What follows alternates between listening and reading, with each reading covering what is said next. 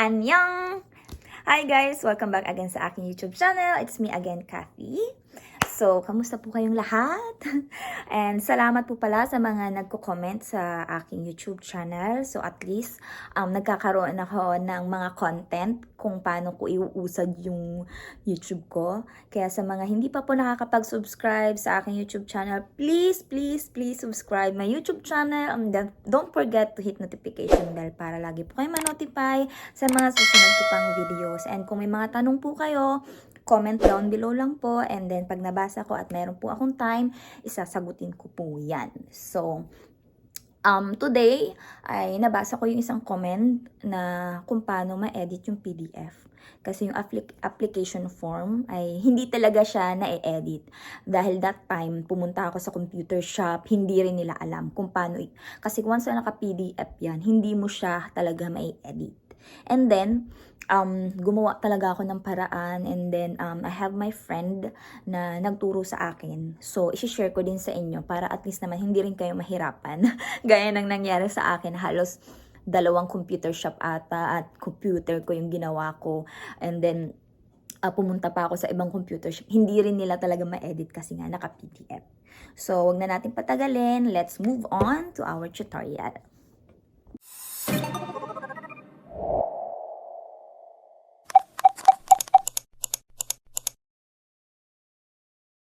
Una nyo lang gawin guys, punta kayo sa Google and then search nyo lang yung shitda.com. And then pag na-search nyo na siya, i-click nyo lang yung searchda.com, go. And then makikita nyo yung edit PDF documents. I-click nyo lang yan and upload PDF file. So, kailangan naka-save na yung application form nyo, lalo na yung application form ng Korean Embassy. And then, eto. Pagka-upload nyo, ayan, pwede nyo na siyang i-edit dyan. So, mas maganda talaga guys kung sa computer. Wala kasi akong computer dito, kaya gusto ko lang ipakita sa inyo kung paano nyo sa gawin sa computer mas maganda. Sobrang mas madali, kung baga. Ayan, ganyan lang siya. I-edit nyo lang yung mga name. And then, marami naman siyang option dyan. Basahin nyo na lang, guys. Para at least mas maintindihan nyo. Ayan. Nag-edit lang. Edit mo lang yung pangalan mo. Ilagay mo lang yung pangalan mo. Yung lahat ng mga information mo. And then, pag nailagay nyo yung information nyo, guys, ayan, i-edit nyo. Pwede nyo siyang i-drag. Pwede nyo siyang ilipat or ayusin kung sa cellphone nyo siya i-edit. Pero, mas suggest ko talaga sa computer. So, pasensya na guys kung medyo maliit yung sa cellphone ko.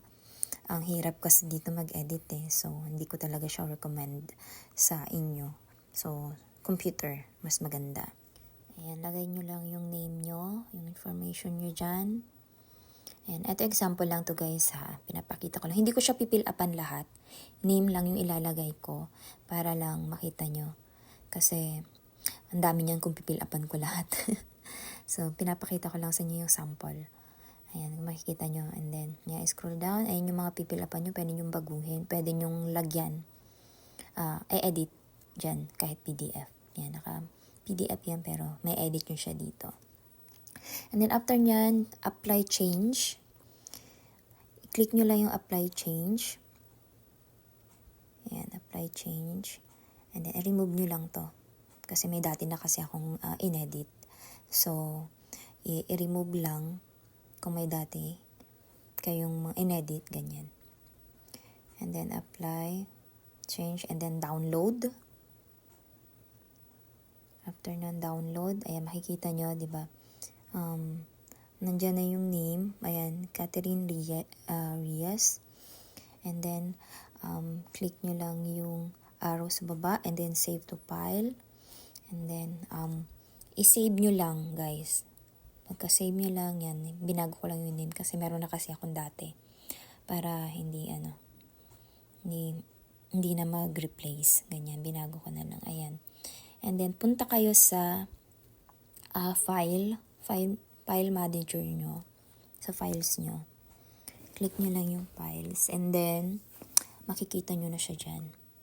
Kung hindi nyo naman agad-agad makikita, parang i-loading lang, ibaba-baba nyo lang at lalabas yan. And then, ayan na siya guys. pwede nyo nang ipa-print. Ayan. So, sobrang dali lang. Ganyan lang kabilis, kadali yung pag-edit ng PDF dito sa Sejda. So, recommend ko is computer yung gamitin nyo para mas maganda. So, yun lang guys. Ganun lang kadali. So, mas maganda kung i-edit nyo siya sa computer. Wala kasi akong computer dito, kaya sa cellphone ko lang siya tinry para lang makita nyo kung paano i-edit and then paano, kung anong pwede nyo gamitin pang edit dun sa PDF. So, kung i-edit nyo siya, mas mabuti kung sa computer kasi mas madali siya. Kasi yung ginawa ko yun sa application ko is sa computer.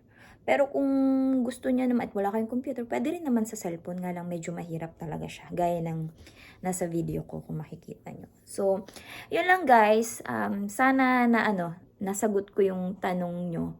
And then, sana nakatulong yung video kong ito. And then, kung nakatulong yung video ko ito, please subscribe my YouTube channel and don't forget to hit notification bell para lagi po kayo ma-notify sa mga susunod kong videos. And then, kung may mga tanong po kayo, please comment down below. And then, pag hindi ako busy, isasagutin po natin yan. So, at least sana nakatulong po ako sa mga nagpiprepare dyan ng F6 visa and application form. So, thank you for watching guys. See you on my next video. Bye!